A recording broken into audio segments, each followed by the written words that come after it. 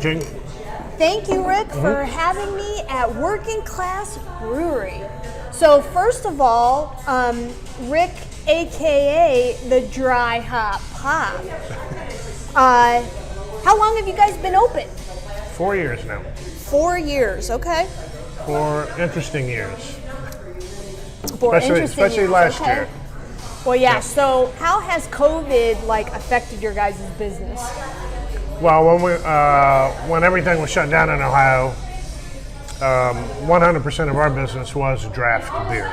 Okay. So whether it was here or whether it was our kegs that go out for distribution, all of that came to a grinding halt. So we literally 100% of our income stopped.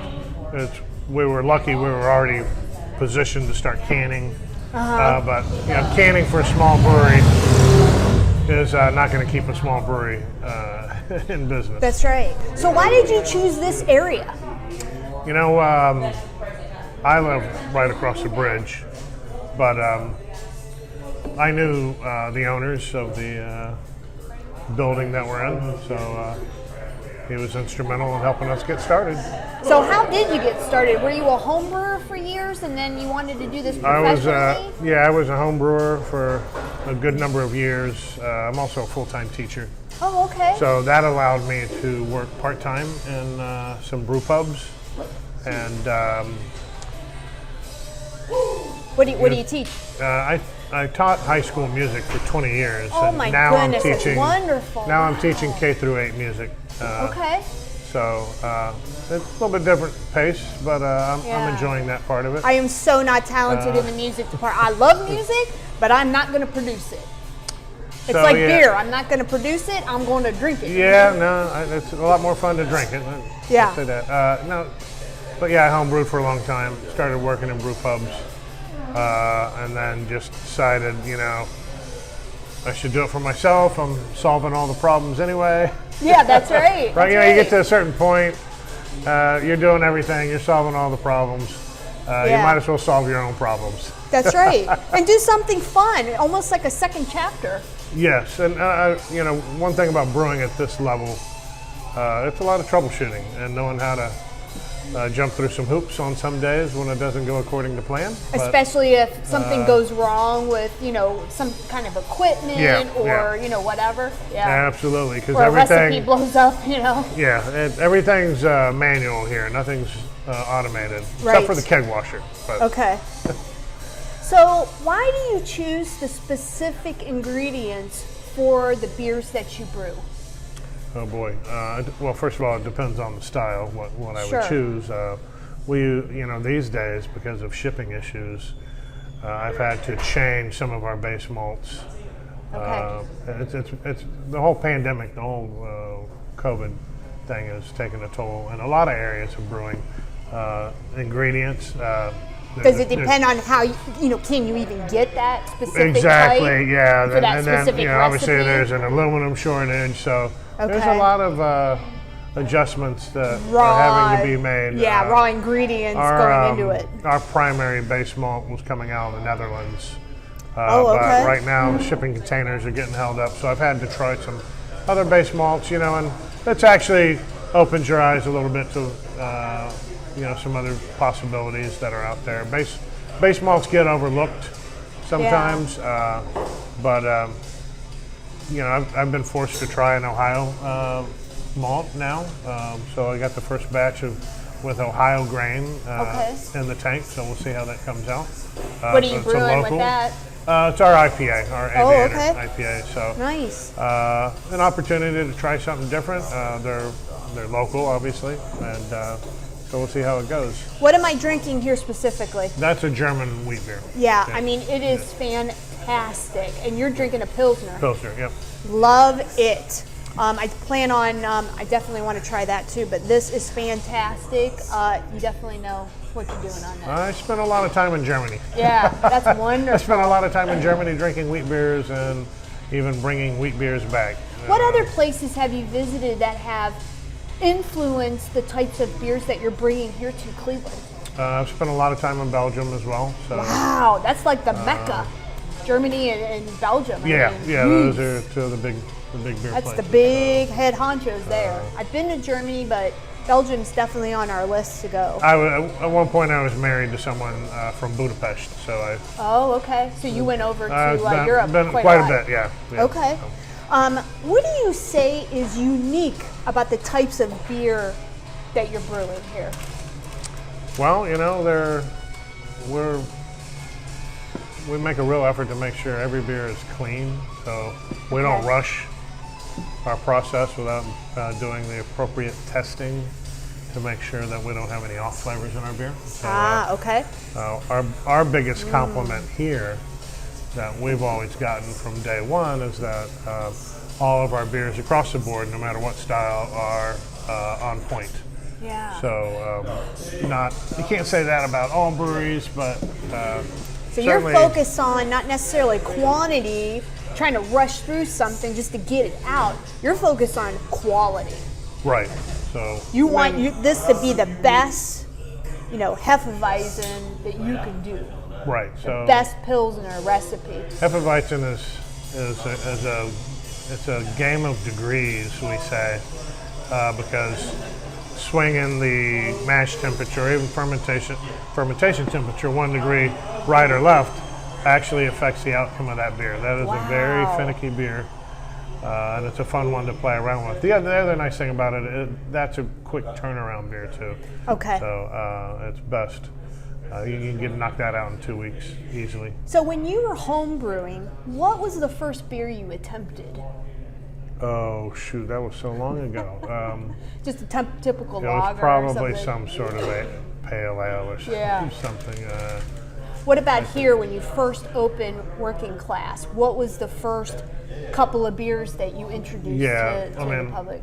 Well, IPA, so our Aviator IPA. We had a red ale called Tenors. Love the red ales. When wheat beer we opened with, so we had about 6 beers Okay, nice. that we had on tap when we opened. What type of beer is your favorite? You know, Personally. people keep asking me that. I don't know if I have a. It's like children, you love them all. Just different. I mean, Depends who you're in the mood to if deal they're- with. If they're well made, there's a reason why they're popular beers. Right. That all these craft beer styles that we make have withstood the test of time, and there's a reason why they've stood that test. What of do you time. go So- through? Like, what's your most famous? What are you famous for? Well, our fastest moving beer is IPA. It's the number one selling beer in the country. Nice. I plan on I'm trying that. Still trying to sometimes our hazy IPAs moving faster than the West Coast style. We do both styles. Do you do it in New England? Yeah, our hazy is okay. it's interesting. That's a style that's, I don't know if it's really been identified. I think people are starting to identify the difference between New England versus just hazy. Yeah. The New England has more mouthfeel. It has flaked oats. It has flaked wheat. Whereas, A little bit lower on the bitterness scale. Yeah. It's a little I mean, your smoother. You still hazies are- have the fruity esters, but Right. The hazies, there's 2 different ways to make hazies. One is that traditional New England style, like I said, that just has more mouthfeel, it's creamier, versus the other type, a newer type of hazy, I call it, which is absent of that a lot of that mouthfeel. It's more drinkable. It's still a soft bitterness that you can drink, but that recipe tends to be just pale malt and what we call malted oats versus pale malt, flaked oats, flaked wheat. They're flaked oats and malted oats are actually very different products to use in the brew house, and they have a different mouthfeel to them. okay. How many people work here? Right now we have about 4. Okay. Yeah. How much beer do you make per year, you think? I think we're up around 775 barrels. Okay. So And how many taps do you have at all one time? Or, I mean, handles? well, we are up to what? 16. We started with 16. We added another 8, so we're up to 24. So Woo! Jeez, Well, Pete. I'm probably- going to have to do a few Beer Divas shows to get through them all, and then you'll rotate them, and then I'm going to have to come up again. I mean, we're getting ready to dive into the whole kettle sour thing, yeah. which is not something we've jumped into I yet. love the sours. They're just different. Our clientele likes the straightforward beers. Okay. They're not. That's No, a but working if you class. if it's a you working do it class the way you're clientele. doing this stuff, you'll turn them on to sours. Like, So they'll love it. that's on the to-do list this month is to do some what we call lactose kettle sours. okay. So they were plugged with a bunch of fruit, obviously lactose. Yeah. So we'll do one with like raspberry and vanilla beans and a bunch of lactose in the kettle. And Beer Divas will be here to try those out. So you're those going to have are- to shoot me out an email or a those are- text and those say, are sours are here, come down. Yeah, I've I will had some come and visit. lactose kettle sours that I really like. Yeah. So we'll see how they move. Like our clientele prefers the older styles. Sure. Porter, Pilsner, Yeah. wheat, IPA. But you never know. You never know. You never know. Hopefully it'll draw on another different. Sours are not something you're going to drink all night, but No, something of course that not. it's different. Yeah. And you're like, wow, that's delicious. If you've ever And been, summertime. Have you ever been to a sour beer festival? No. So at the tables, they'll have like little buckets of Tums at the tables. 'Cause you're drinking sour beer all day, yeah. Yeah, that's a lot of acid and bacteria and Oh, everything yeah. in there. Yeah. So you have a canning machine, or you're going to can? Well, what do you do? we use a mobile canning okay. line that comes in. We were bringing them in twice a month. Okay. We're moving at a pretty good clip. Who do you distribute to in the area? So we're in all the Heinens except for maybe the Chagrin Falls Okay. Heinens, and then all your beer specialty stores. Whether it's Rosie's or Charlie's or Simone's or Okay.